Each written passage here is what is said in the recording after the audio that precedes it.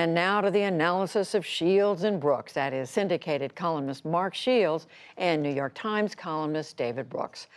So, hello to both of you. We don't have a result yet, but the votes are being counted like mad. We know the results in a lot of states. We're waiting. David, what do you make of what we know so far?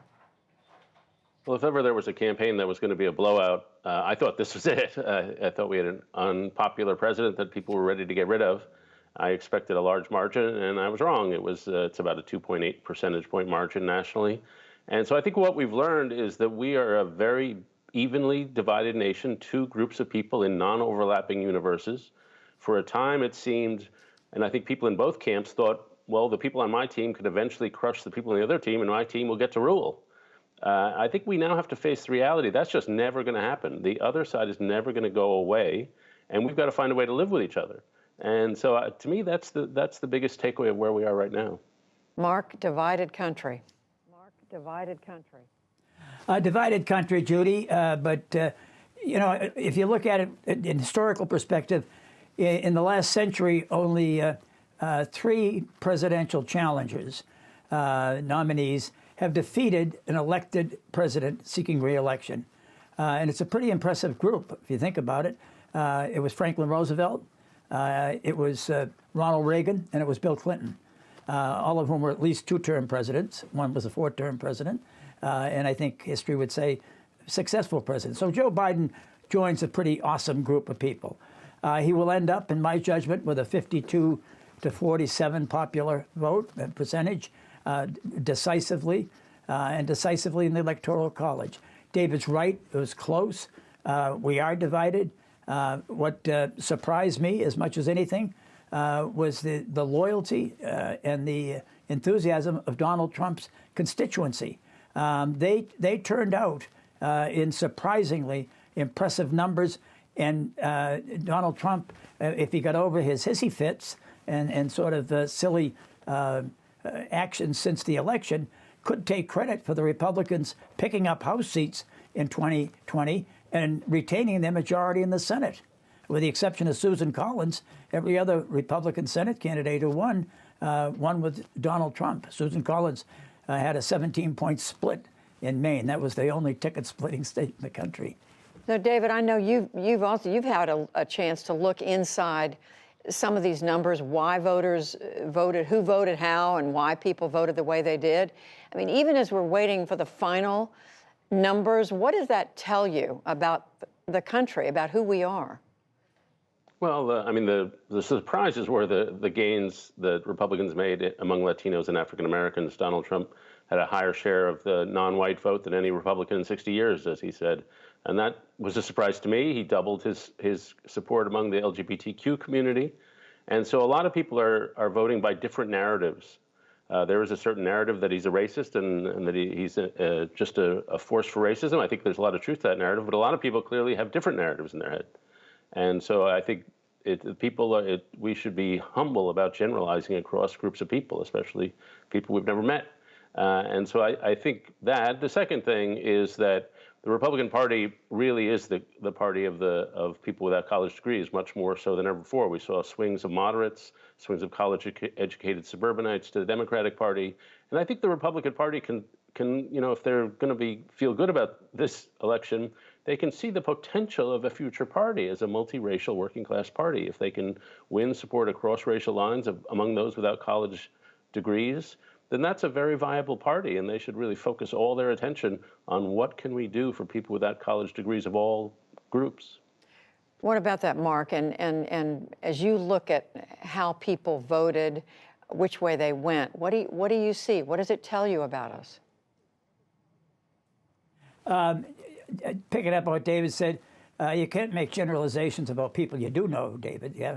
You have to make generalizations about people you don't know. But the point is that David touched on it on the white, blue-collar male vote. 1 out of 3 voters in the country. This was the backbone of the Democratic coalition that elected Franklin Roosevelt and Harry Truman and Jack Kennedy. It was the message of the entire New Deal, Fair Deal, and New Frontier, that government had a responsibility to guarantee jobs You weren't a nation of self-reliance and independence completely, especially in the face of a Great Depression. But the important thing to remember is that, the 346 firefighters who walked into the jaws of death and the fires of hell on September 11th to save strangers they'd never met and gave their lives so doing were white, non-college males for the most part. Those who volunteer to defend our country, whether it's join the Marine Corps or the Armed Forces and fight and die, it's their families, and they are the families of white, overwhelmingly white, not college-educated males. And the Democrats' problem, I think, is one of attitude as much as it is a platform. I mean, the Democrats, once a shot in a beer party, have become a Sauvignon Blanc party, arguing about which wine is more sensitive.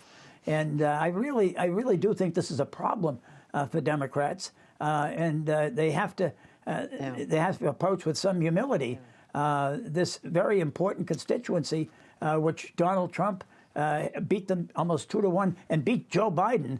I mean, who is really probably the personification of what the New Deal was in terms of personal style, personal values, and personality.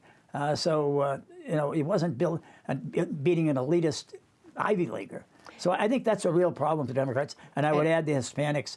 I think we learned painfully to Democrats that they're anything but a monolithic constituency, as most proved by the results in Florida.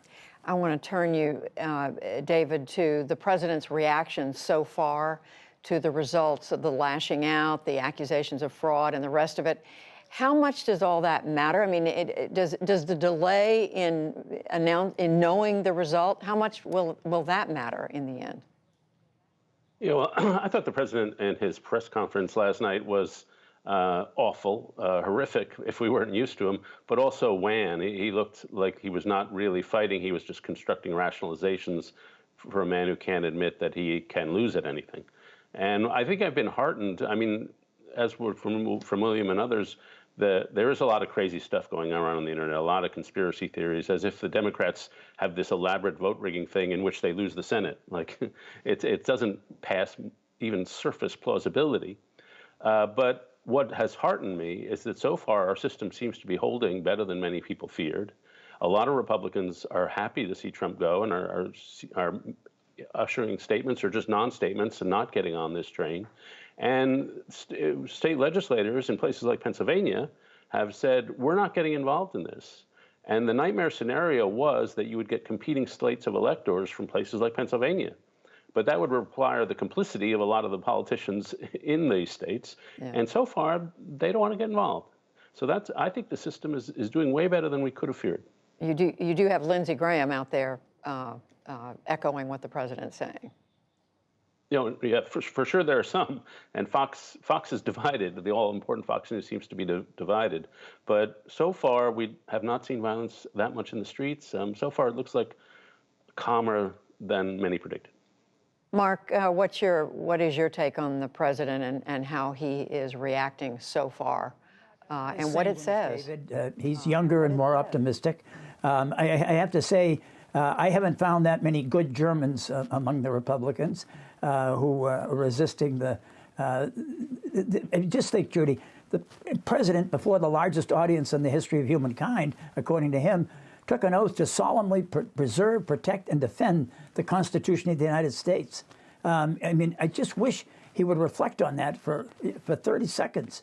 What he is doing is undermining confidence and trust in each other, in our country, in our ways. I have been incredibly impressed by the quality of the secretaries of state who have come on, almost overwhelmingly women, Republicans and Democrats, who have explained what they're doing, have done it in a thoughtful and informed and intelligent way. I've been impressed by the seriousness of purpose that the people have taken in counting. But I'm waiting for the Republicans. I'm waiting for Rob Portman of Ohio, who everybody says is such a good guy. I'm waiting for him to stand up and say, no, Mr. President, this is wrong. And we hear from the usual suspects. Lindsey Graham, makes Tonto look like an independent spirit when it comes to President Trump. And David, here at the end, I mean, you're not worried about the fact that we don't know how long it's going to take. I mean, there may be a call tonight for all we know, but it is taking days. Do you have concern that leaves casts a pall over this somehow? Well, for sure. I mean, there will be a large number of Americans who, if Biden wins, who think Joe Biden is an illegitimate president. We shouldn't pretend that we're ending an age of polarization. I'm just hopeful we're having a different sort of polarization. Donald Trump was a cultural figure. He was not a policy person, not a government person. It was always my tribe is good, your tribe is evil. And so we've had that kind of polarization. I'm hopeful that if Donald Trump is off the scene, at least that there won't be a guy at the top waging a holy war against another identity group every single day. And so I'm sticking with my blind and completely unrealistic optimism, no matter what Mark says. All right, we're going to let you do that, David Brooks, and we're all going to wait and see what happens. David Brooks, Mark Shields, thank you.